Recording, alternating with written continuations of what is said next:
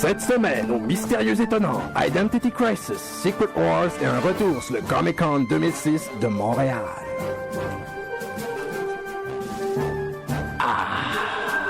Les Mystérieux Étonnants, en direct de Choc FM. Les Mystérieux Étonnants vous est présenté par Ebola Cola. Ebola Cola. Ça commence bien. Bonjour et bienvenue à cette toute première émission des Mystérieux Étonnants, ici même à l'antenne de Choc FM. Ouais! Ninja. Oui, et le ninja qui parle présentement, c'est... Donc, oui, je vais faire le tour de table. Vous êtes aujourd'hui avec nos animateurs. Benoît Mercier, alias Docteur Amezo. Je n'ai pas choisi ce nom. C'est moi qui l'ai choisi. Christian Lacasse, alias Régisseur. Régisseur pour robot électronique gargantuesque, incitant des situations surprenantes en utilisant la régie. Oui, et j'ai tout un doigté magique. On a-tu le droit de dire ça pour un robot? Je sais pas. Et je n'ai aucune émotion. La personne qui parle, c'est Kid Kryptonite, et je me renverse du café chaud sur les cuisses à l'instant. Ah! Oh! Est-ce que ça va aller bien? Ça se passe très bien, oui. Ça se passe très bien. Oui. Alors, bienvenue à cette toute première édition des Mystérieux Étonnants. Une émission sur la culture pop, une émission sur la bande dessinée, les comic books. On va parler également cinéma, on va parler de tout ce qui est... Geek! Oui, il faut l'avouer. Non. Déjà à l'instant, on a déjà commis notre première erreur dans notre première minute d'émission. Ça pas la dernière. Geek. Encore, geek, ça a une connotation un peu trop absence de sexualité. Donc, je préfère qu'on c'est utilise... pas vrai? Ah, c'est pas vrai, d'accord. Non, c'est ça, j'aimerais qu'on fasse une variante sur le terme en disant... Oui.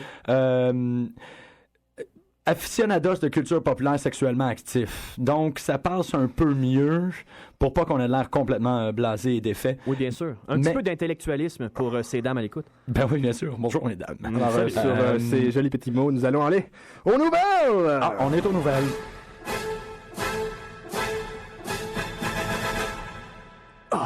Qu'est-ce qu'on a comme nouvelle aujourd'hui? Eh bien, moi, je vais prendre mon tour et je vais commencer en disant une nouvelle qui circule depuis maintenant une semaine et demie et peut-être même 10 jours, pour ceux qui l'auraient pas entendu. C'est le demi-dieu Joss Whedon qui embarque sur Runaways. Oui, Joss Whedon, que l'on reconnaît pour ses merveilleux succès tels Buffy the Vampire Slayer. Pour tous les auditeurs qui sont encore incrédules par rapport à cette série, ben réveillez-vous, c'est une série. Go to Hell est encore meilleur que Réveillez-vous. Buffy the Vampire Slayer, Angel, Firefly, aussi le film Serenity, une excellente run sur Astonishing X-Men et maintenant il embarque sur Runaways. Pour tous ceux qui connaissent la série, c'est un credo magnifique et il remplacera Brian K. Vaughan qui a commencé la série et qui l'a haussé à un niveau de culte et un niveau de succès populaire incroyable. Brian K. Vaughan qui continue sur une nouvelle série Doctor Strange The Oath et qui vient se placer dans le panthéon des jeunes auteurs que l'on surveille énormément comme l'auteur d'Invincible, Robert Kirkman. Donc, Joss Whedon sur Runaways, on a tellement hâte. Et on a aussi très hâte, pas qu'on a hâte à la fin, mais la conclusion de son X-Men va être... Oui, c'est ça. On attend la dernière, qu'on dit, story arc. Je pense qu'il en reste 3. Moi, j'ai entendu juste des bons commentaires sur cette série-là, mais j'ai même pas eu la chance de le lire encore. Tu manques quelque chose? Oui, il n'y a pas de bons commentaires à dire. Il y a juste c'est des mots. C'est même pas des mots, c'est des bruits. C'est incroyable comme série. On n'a rien... Moi, j'ai seulement lu les premières 2 histoires. Donc, je ne suis pas présentement encore en train de lire ce qui se passe avec le Hellfire Club, tout ça. Et j'ai hâte de le lire, je dois le dire, mais garde ma surprise. Kitty Pryde! Bon, ça y est, un léger fantasme. C'est extraordinaire. Oh, Kitty Pryde est extraordinaire. Faut se le dire. J'ai une petite nouvelle un petit peu plus différente, là. Oui. J'ai un annoncement à vous faire à tout le monde de vos geeks. Comment t'as dit ça tantôt? Pas geek, là. Non, c'est aficionados de culture populaire sexuellement active. Je vais le noter, je vais essayer de me rappeler. Juste vous mentionner qu'après la naissance et la chute de civilisations entières, après que les étoiles se soient éteintes dans le cosmos et que des milliards d'années se soient déroulées, que l'explosion de milliards de soleils, Civil War numéro 4 est enfin sorti la semaine passée. C'est pas vrai? Oui! Oh ben! Alors, je vous conseille de l'acheter cette semaine avant que la semaine prochaine, il vienne à 25$. Ouais. Pour tous ceux qui connaissent pas l'ensemble, Steve McNiven et Mark Millar qui travaillent sur une merveilleuse série, on va en entendre parler plus tard. Ouais. merveilleux Civil War. Oui, je l'ai lu, j'ai apprécié. On va en parler plus tard. Moi, j'ai pleuré. T'as Le pleuré? numéro 4, moi, je pleurais. Oui. Il y a une case qui fait toute la différence, puis c'est le pouvoir d'écriture de Mark Millar, et en même temps, ça va me permettre de pas révéler un punch, chose qu'on va probablement faire durant la... Oui, Ouais, oui, ouais. faut l'annoncer. Les gens qui s'attendent à ce qu'on dise rien. Non, on va dire pas mal des choses. Et là, je me retiens pour dire ce qui est arrivé dans Civil War parce que moi aussi, ça m'a chaviré. Moi, c'est Uatu. Juste la petite case avec The Watcher qui tient son front, puis c'est un compte, c'est le moment, là. Non, ça, C'est c'était... drôle, moi, c'est vraiment Invisible Woman. Oui, pareil. Non, regarde. Là- Mais ça, c'est trop gros. J'essayais d'être comme... J'étais The pour Watcher. dire d'autres choses aussi, mais là... Les gars, je vais vous ramener à l'ordre. On a beaucoup de stock cette semaine, alors on va partir tout de suite en musique. On y va avec une chanson de Cibo Matto et Sci-Fi Wasabi. Avec cet engin ultra cosmique dirigé vers le soleil, je vais enfin pouvoir détruire le monde. Mais patron, Quoi? avant il faudrait peut-être écouter les mystérieux étonnants. Tu as raison. Et ensuite, je vais enfin détruire le monde.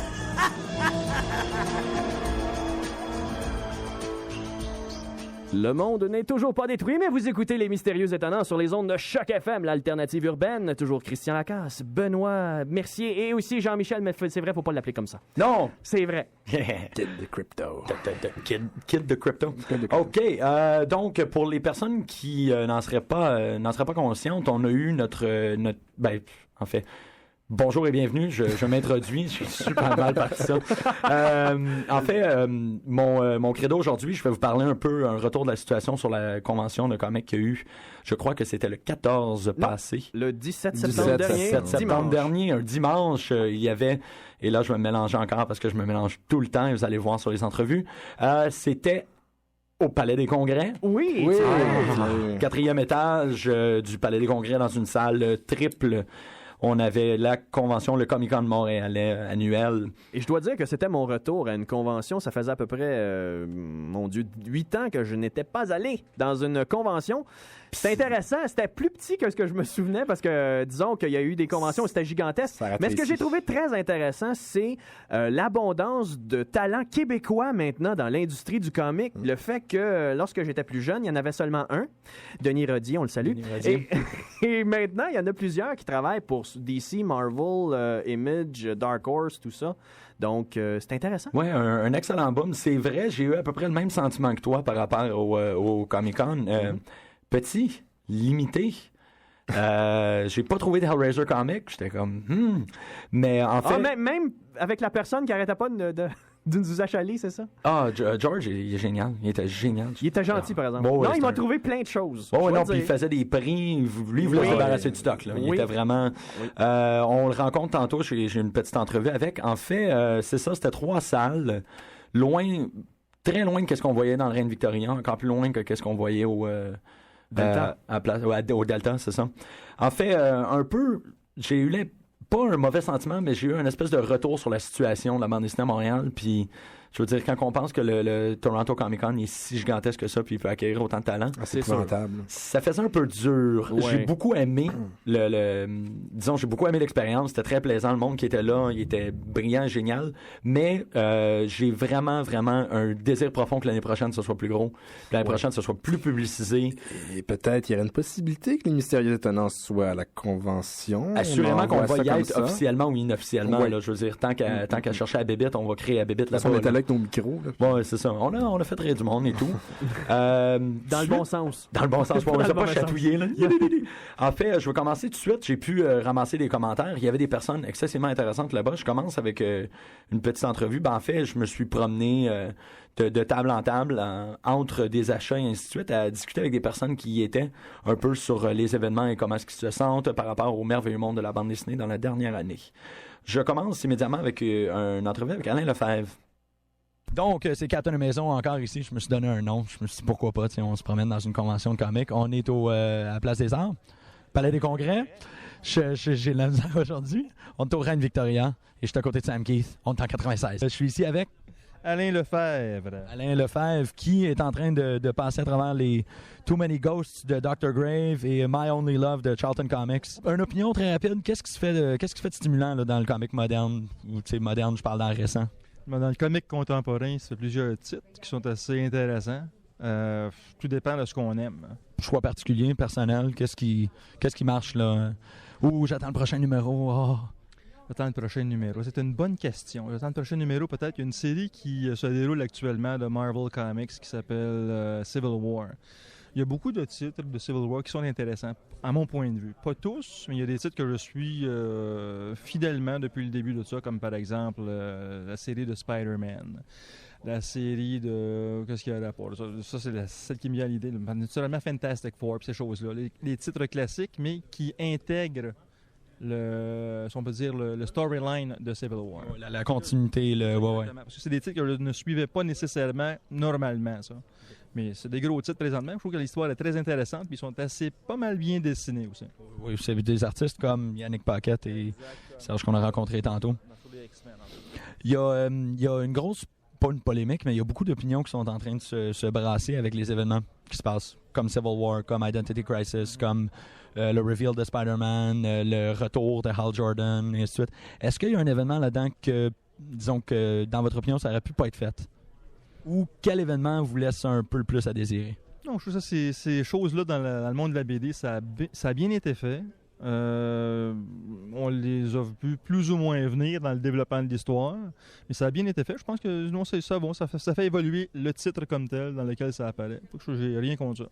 Moi, si on peut dire, mon point d'intérêt, c'est plus les vieilles BD que les BD contemporaines. Pas que j'accroche aussi sur la BD contemporaine, mais j'en ai pas vraiment comme tel qui ressort comme tel là, du groupe de la masse, on peut dire. OK, ben regarde, moi, on vient de me tendre une perche, la vieille BD. La vieille BD à quel... Golden Age, Silver Age ou plus la vieille... Plus que Golden Age, mais dans le Golden Age aussi. Définitivement, à partir du début des années 50, je dirais, ça m'intéresse personnellement. Là. Par artiste ou par écrivain? Les deux. Un meilleur artiste, un meilleur écrivain? Meilleur artiste, meilleur écrivain. Meilleur scripteur comme tel dans le Silver ou dans le Golden Age? Un pour chacun. OK, ça, il faut que j'y pense un petit peu. Là. Dans le Silver Age, je dirais que celui qui ressort particulièrement, c'est Stanley dans le Silver Age, évidemment. Puis le dessinateur, ben là, on a l'embarras du choix parce qu'il y en a tellement beaucoup. Il y a Jack Kirby qui me vient à l'idée tout de suite. Des classiques, Steve Ditko, John Buscema, énormément comme tel. Il y a Gene Colan, il y en a plein. Là. OK, toujours du monde aussi que, de mon impression, c'est bon de redécouvrir. Définitivement, c'est des classiques, ça. C'est ça, de relire New Genesis, puis... Ah oui, The Fourth World de Jack Kirby, puis ça, c'est l'affaire des années 70, ça, c'est ça. OK, ben pour nos auditeurs... Les années 50, ben écoute, les EC Comics, incontournables. Ah, EC Comics pour nos auditeurs? C'est ça, Al Feldstein qui était le scripteur. OK. Et puis les artistes qui travaillaient pour cette compagnie-là, c'est des artistes qui étaient vraiment, là, je ne dirais pas hors norme, mais supérieurs à beaucoup d'artistes comme tel qui travaillaient à cette époque-là. Qu'on parle à Frank Frazetta, qu'on parle à Hal Williamson ou d'autres choses comme tel, à Reed Crandall. Mais c'est les années 50. OK. Ben merci énormément. Ça fait plaisir. Bonne continuité de convention. Merci. Perd toute crédibilité. Là. Excuse-moi, il fallait que je garde celle-là.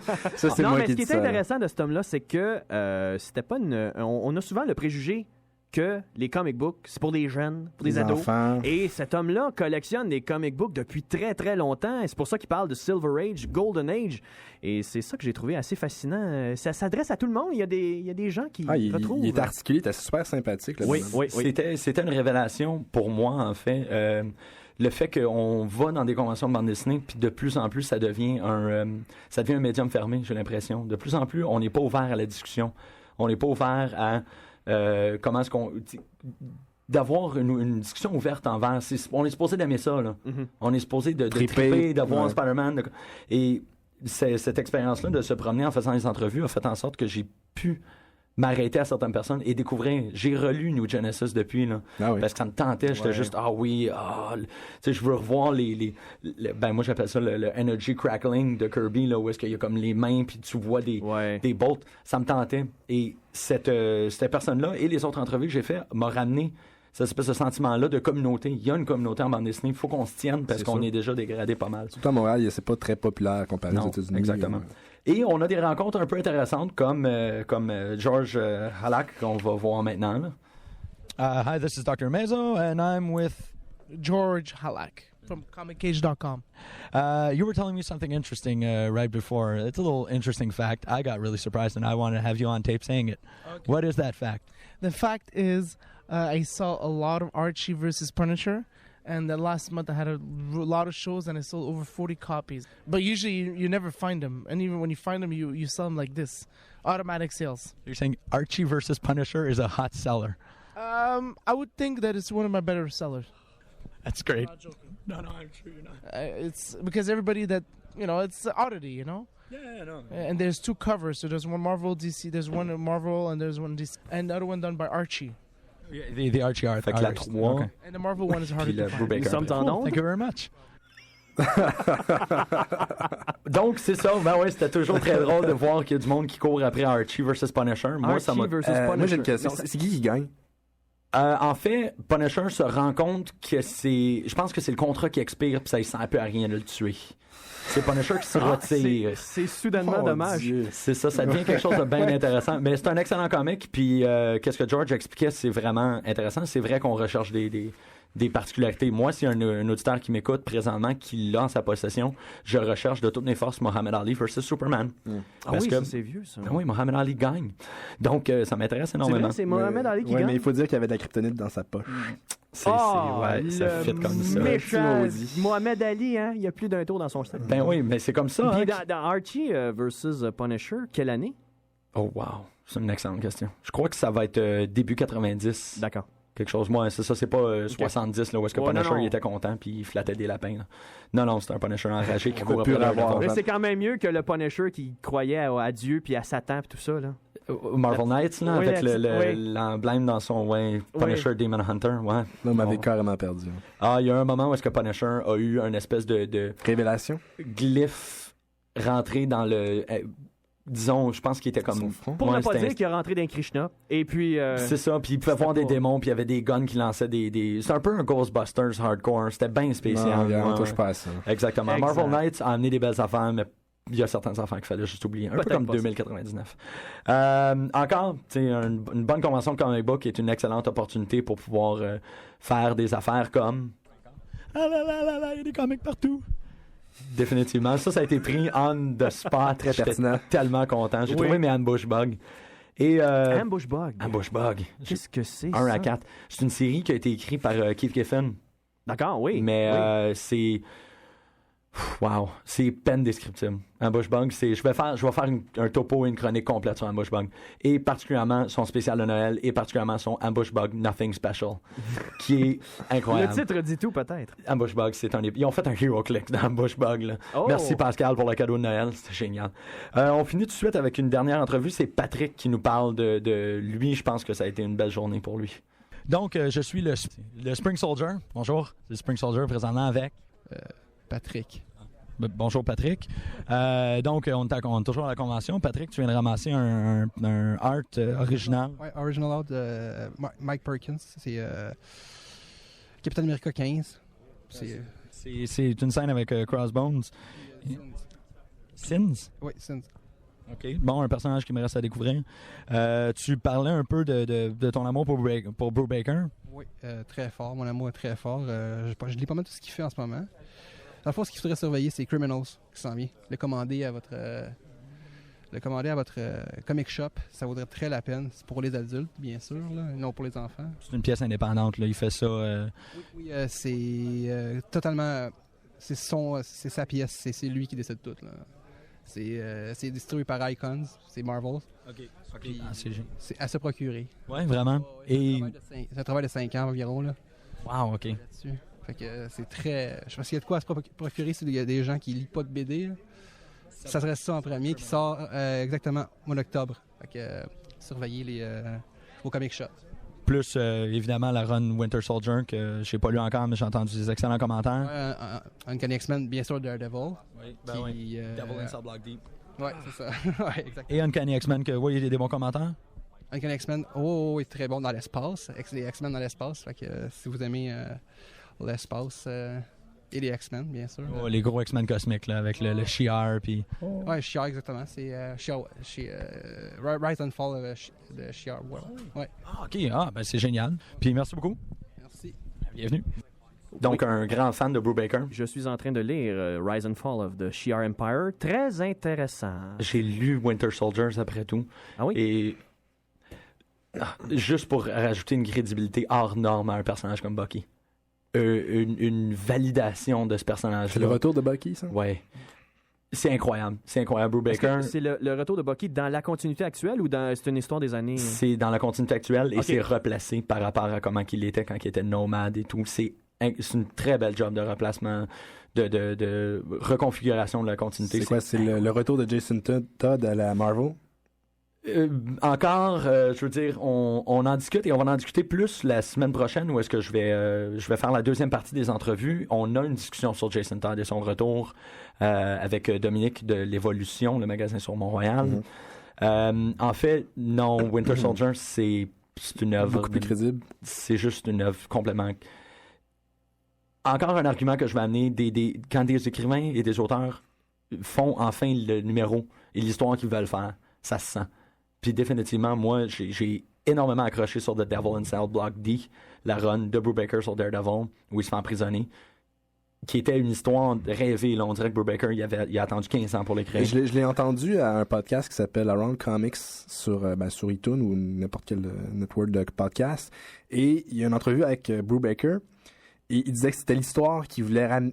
Parce que je peux pas, je vais dire des punchs là, si j'en parle plus, mais il y a un personnage qui revient ou qui est en lien dans cette histoire-là. Il dit, c'est moi, ça fait depuis les années 70 que je veux le ramener. Ah, wow. Et c'est pour ça que lui, il a trippé à faire cette run-là. Incroyable. Puis Bruce Baker, il y a un amour qui passe dans ses œuvres et c'est pour ça, tu vois, Patrick a été jusqu'à acheter une page de son art. Pour l'artiste, oui, mais à la base, parce que c'est Bruce Baker qui l'avait écrit. Fait que c'est splendide. Ça conclut ma première partie pour le Comic-Con. Je vais avoir les autres entrevues la semaine prochaine et on va pouvoir continuer ça. Plein d'autres entrevues intéressantes. Parfait. Après la prochaine chanson, on y va en critique. Et on retourne dans les années 80 avec The Secret Wars de Marvel Comics. Mais avant, on passe à la chanson de The Flaming Lips et Yoshimi Battles the Pink Robots. Ça sent les mystérieux étonnants, Bob.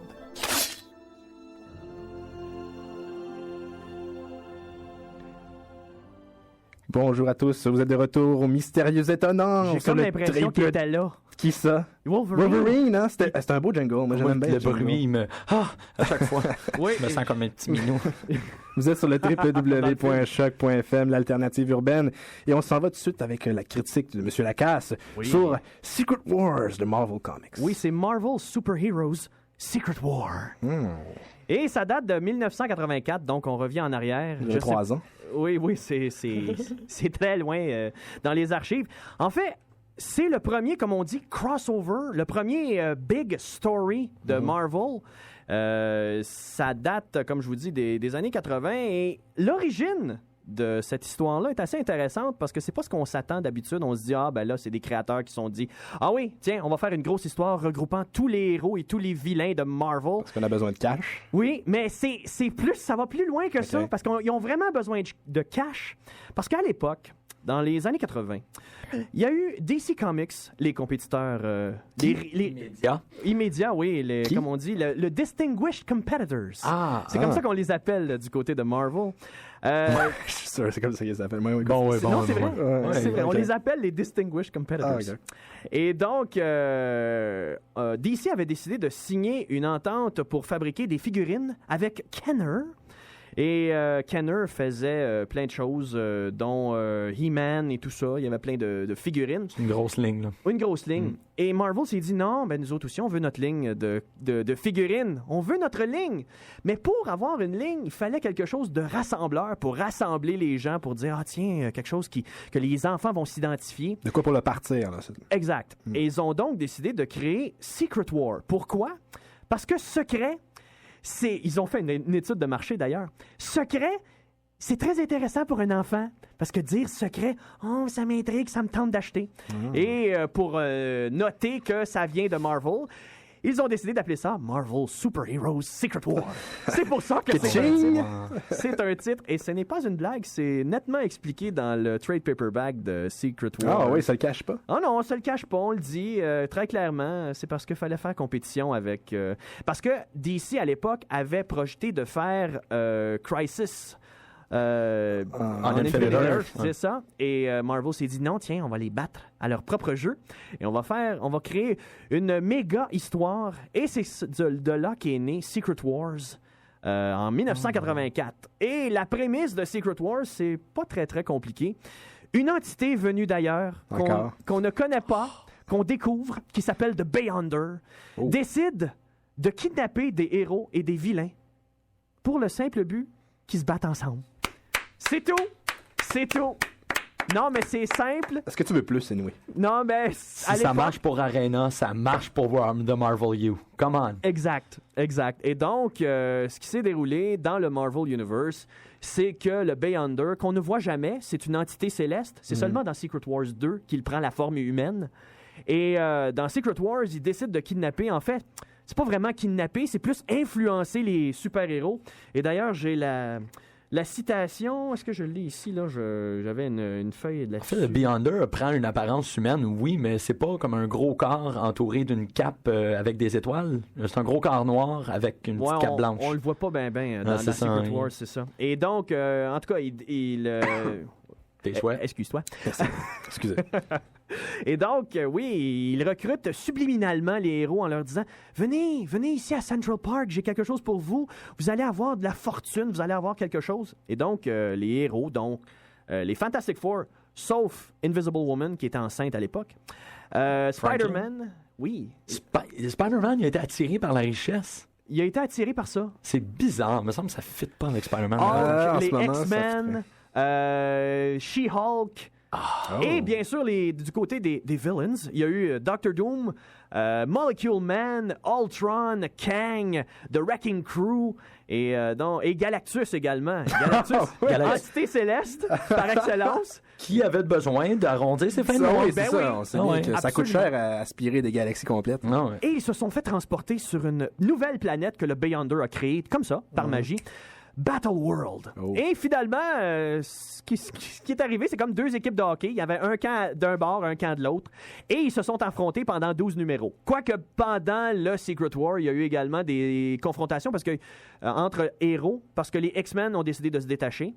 Parce que c'était la grosse controverse à l'époque. Il y avait certains héros à l'époque qui ne considéraient pas les mutants comme des personnes humaines. Oui, je savais pas ça. Mais parmi les héros, je pensais que c'était seulement parmi les humains. Est-ce que tu as des noms ou il y avait des réfractaires. Bien sûr, dans les Fantastic Four, il y avait Ben Grimm, The Thing, qui disait que vous êtes des mutants. C'est un peu weird parce que Chris, c'est un mutant, lui. Oui, exact. Et donc, les mutants même, les X-Men, étaient aidés par Magneto, qui était là, qui agissait en tant que bon gars, qui était dans la continuité, tourner bon à l'époque. Il était pour se revirer de bord. C'est arrivé 3-4 fois, ça. Oui, c'est ça, oui. Effectivement. Et Galactus, bien sûr, était de son côté. Et s'ensuivit des affrontements divers qui sont intéressants pour certains, dont, entre autres, un mémorable où, à la fin, les vilains décident de détruire les héros en leur jetant une montagne dessus. Et c'est Hulk, par sa force herculéenne, qui retient la montagne pour ne pas que les héros se fassent écrabouiller. T'es pas content. Je veux lire ça tout de suite. Christian là dans la régie. Oui, je l'ai ici, en trade paperback. C'est génial. Dis-moi, Christian, c'est pas dans cette série-là qu'on voit pour la première fois le Black Costume? Exactement. Le Black Costume de Spider-Man, c'est de là que ça vient, dans Battle World.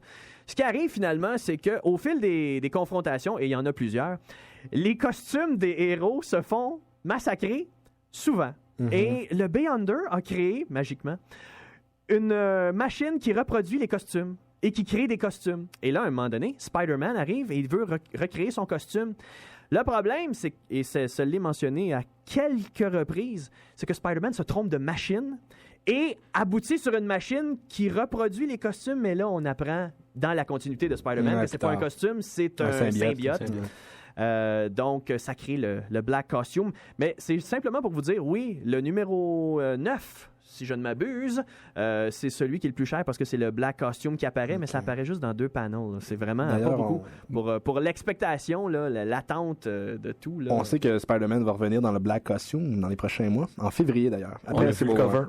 Pour le film également. Donc, je ne sais pas comment on va l'expliquer dans le film, mais dans le livre, c'est un symbiote venu de l'espace. Ouais. Mais en fait, si je me trompe pas, le Black Costume fait en sorte... C'est seulement le Black Costume qui... c'est ça qui a mis la pierre décisive par rapport au fait que Spider-Man est le personnage le plus puissant du Marvel U. Il n'a jamais été battu dans le costume noir. Ah ouais? Ouais, moi, c'est bel et bien, mon état de conscience faisait que dans le black costume, Spider-Man est capable de battre Hulk et Captain America et tout, mais c'est le black. C'est vrai qu'au début du Black Costume, disons que le costume réagit pour lui, donc il le augmente sa costume force. cosmique. Oui, c'est ça. Cosmic Spider-Man est le super-héros le plus puissant de Marvel U.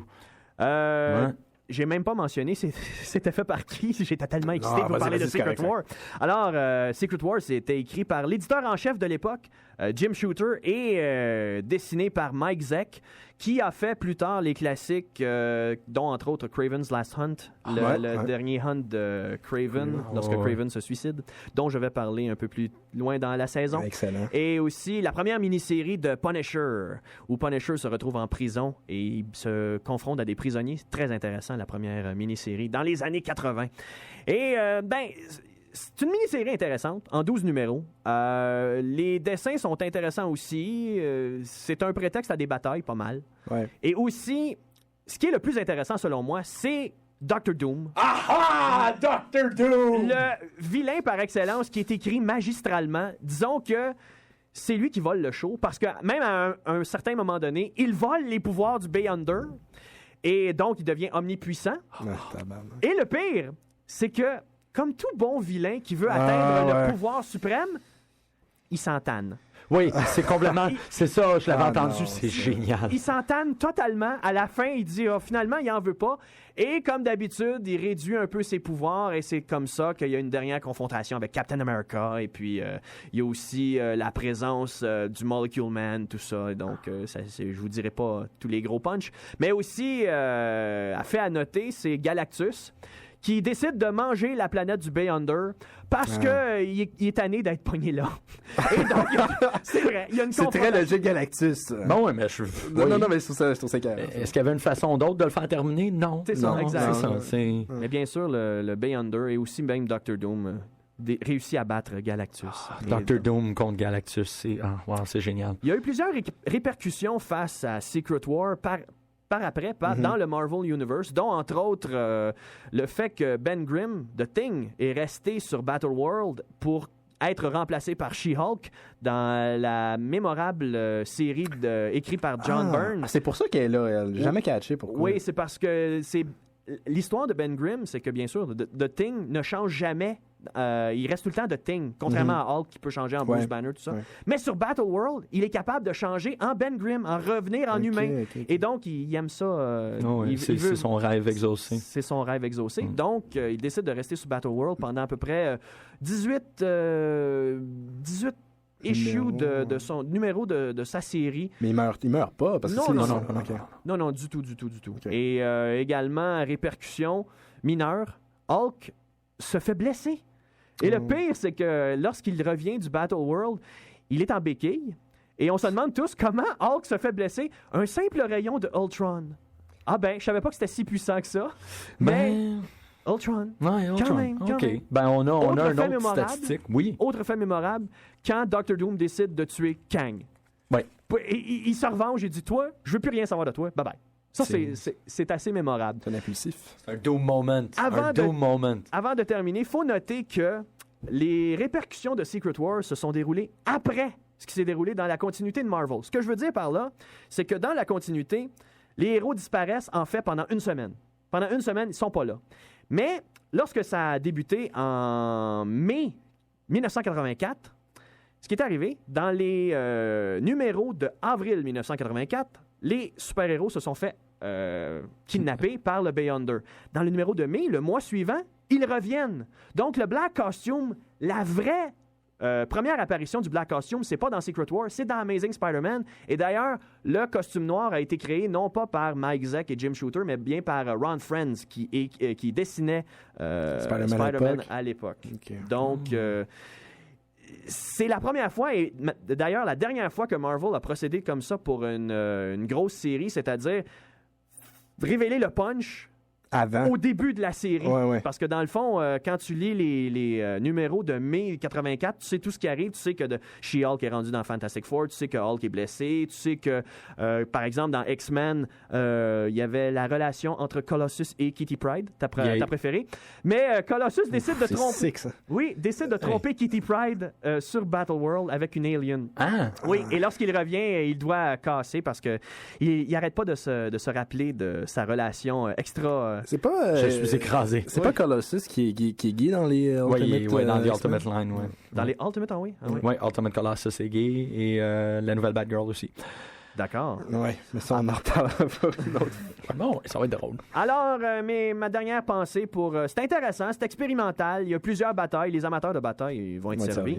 Les dessins sont corrects. Il y a certains panels que je trouve ça laisse à désirer, mais quand même, c'est 1984, hein, c'est une autre époque. C'est moins cinématique que maintenant.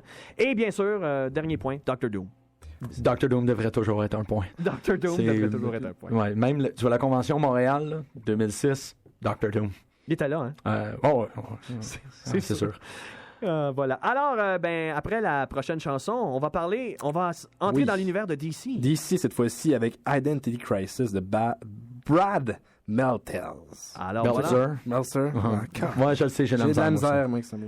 On enchaîne avec une autre chanson. Coupe-moi. The Herbalizer et If You Close Your Eyes. Et featuring Jean Grey. Et si tu fermes les yeux, tu vas bien prononcer le nom du... Brad Meltzer. Voilà. Vous écoutiez, vous écouterez les mystérieux étonnants au www.choc.fm. Donc, nous en sommes rendus avec Dr. Amazo. Dr. Amazo, qu'est-ce que vous avez à dire? Appelle-moi Benoît. Écoutez, moi, faut que je dise aux auditeurs, je suis un espèce de new reader. Ça fait des années que je lis les comics. Mais je suis nouveau à l'univers des DC et je dois dire que j'adore, sérieusement. Et j'ai tombé sur un livre. En passant, Batman, c'est Bruce Wayne. Je veux juste te dire. Oui. Non, mais c'est parce que c'est un nouveau. Non, je suis d'accord. Non, mais Wikipédia m'a donné toutes les informations. Ah, d'accord. Wikipédia, en passant, c'est un trésor. Si vous avez des petites informations qui vous manquent quand vous lisez une histoire ou un arc où il y a quelque chose qui vous manque, puis des détails, tapez là dans Wikipédia et vous allez avoir des tonnes d'informations. C'est une encyclopédie universelle sur Internet que tout le monde, que moi, toi, tout le monde peut remplir. Non, moi, j'ai plus le droit. Non, toi, t'as plus le droit. Non, ils m'ont coupé après ce que t'as fait à la dernière fois. Je suis désolé. Et bon, mais ça, il y a des centaines et des centaines d'informations. Alors, moi, aujourd'hui, j'aimerais ça parler de Identity Crisis de... S'il vous plaît, dites-le avec moi, là, s'il vous plaît. Brad Meltzer et du dessinateur Rags Morales. OK, attendez. L'encreur Michael Baer. C'est B.A.I.R. Bear. Bear. Et un de mes coloristes préférés à DC, qu'on le voit dans son travail dans Under the Hood et dans la série 52, Alex Sinclair. Mm-hmm. Alors, je dois dire avant tout que moi, j'ai lu Identity Crisis, pas quand il sortait en volume. J'ai vraiment lu d'une shot. Et je comprends pas. J'aurais vraiment pas voulu commencer ça, puis d'attendre un mois entre chaque. C'était juste le lire. C'était insoutenable. Sérieusement. Un mois, 5 semaines, des fois même 6 semaines. C'était bel et bien insupportable. Moi, je l'ai fait au single. Je sais pas comment t'as fait. Sérieusement.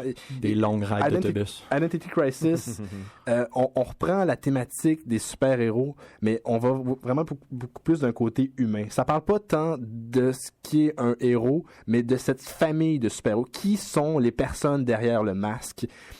Et leur relation entre eux. Et je dirais que le livre au complet est construit, élaboré autour de cette espèce de thématique de famille et d'humanité, en fait. Je pourrais juste dire du côté des dessins, c'est dessiné, je veux dire, premièrement, c'est super. Les dessins, c'est vraiment... Moi, j'ai adoré. C'est un mélange entre le dessin moderne qu'on connaît aujourd'hui et ce qu'il y avait dans les années 80, par exemple. Mm-hmm. Et d'ailleurs, il y a une introduction dans la version hardcover, pas hardcover, mais trade paperback, par Josh Whedon. Il parle de ça, justement. Il dit à quel point l'artiste a vraiment reflété les thématiques de l'histoire.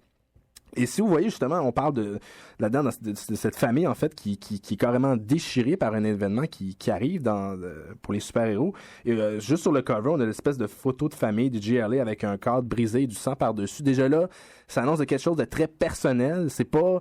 je veux dire, juste quand on commence, on débute pas dans une bataille, on débute pas... Il y a pas tant de combats dans Identity Crisis, mais que des temps de panique. Il y a vraiment je vais vous raconter. C'est bel et bien une crise. Oui, c'est tout à fait ça, une c'est un crisis. C'est exactement ça. Et le mot est pas sous-utilisé, là. C'est vraiment un crisis qui se passe. En fait, tout débute par le meurtre de Sue. Là, tu vas me dire, mais encore plus un nom. Dimney, Oui. qui est la femme de Elongated Man, Ralph Gimney. L'homme élastique. L'homme élastique, qui faisait partie du GLE original. Ne pas confondre avec Plastic Man, qui est présentement... qui l'était sous la run de Morrison. C'est ça, parce que là, on ne sait pas qu'est-ce qui se passe avec GLE, qui est vraiment dedans encore. C'est pas si Plastic Man qui est devenu.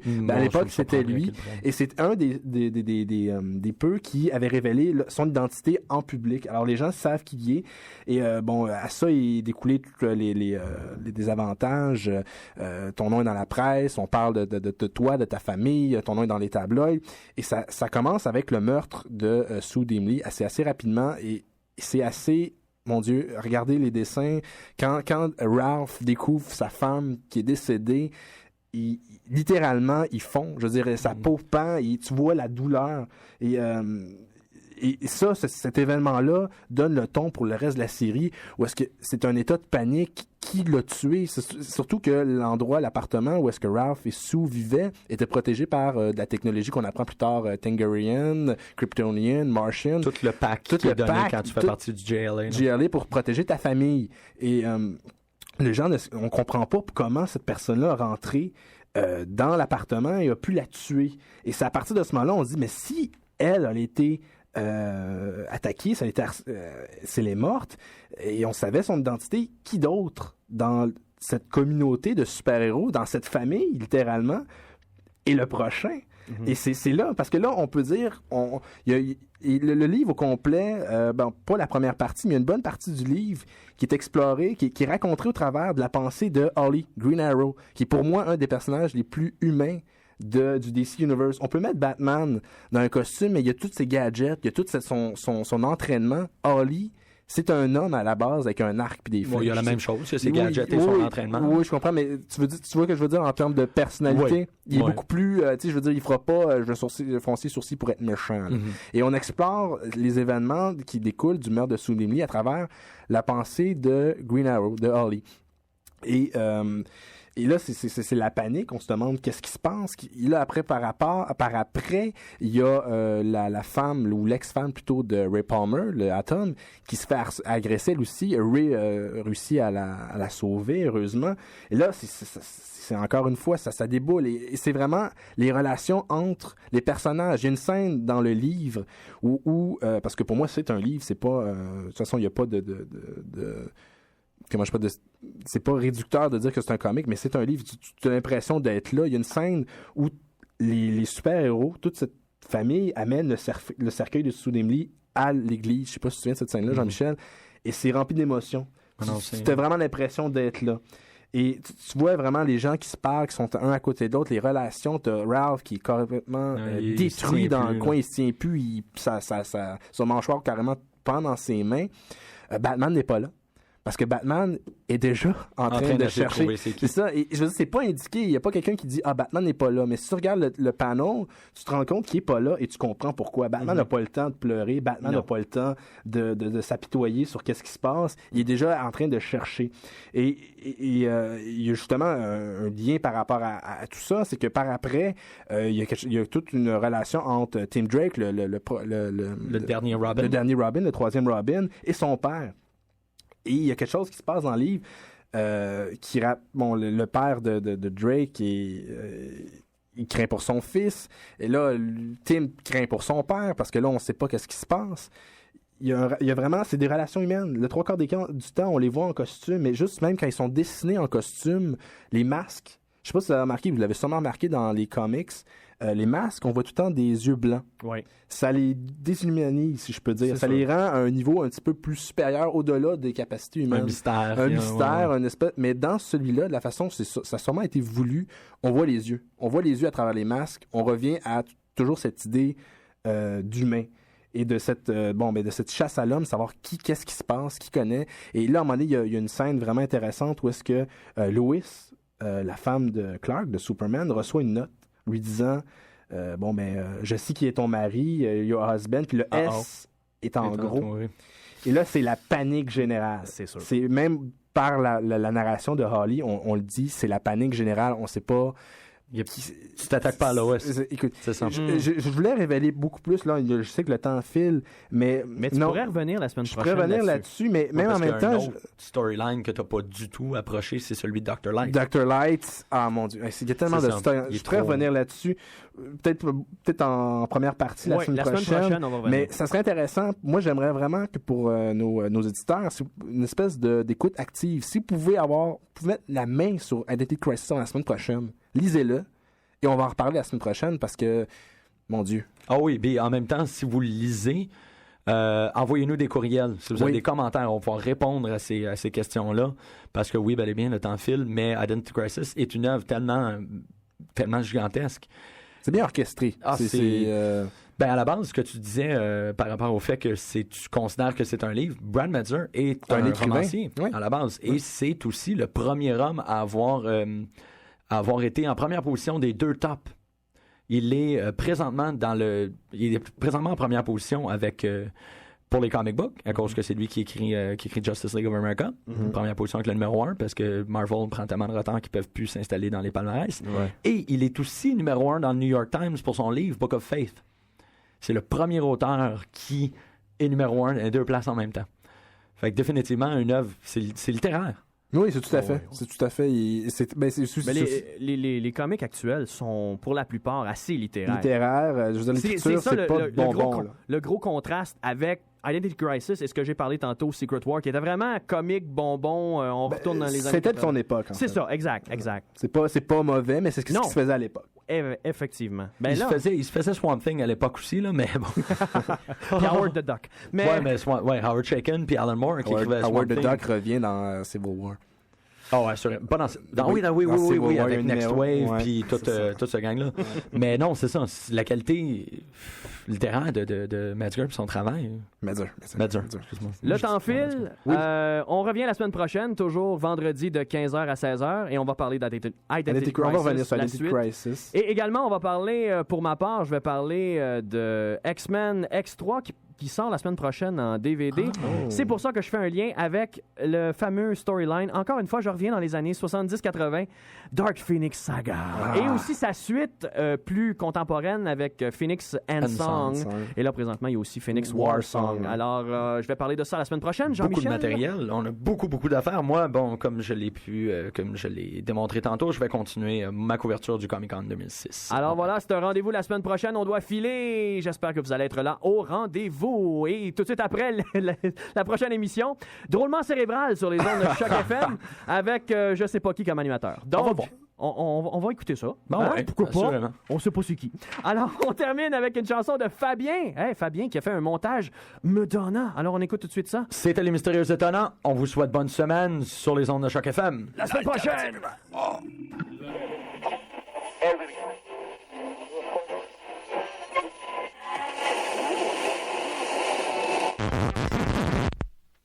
Choc FM. Are you ready? Yeah, baby!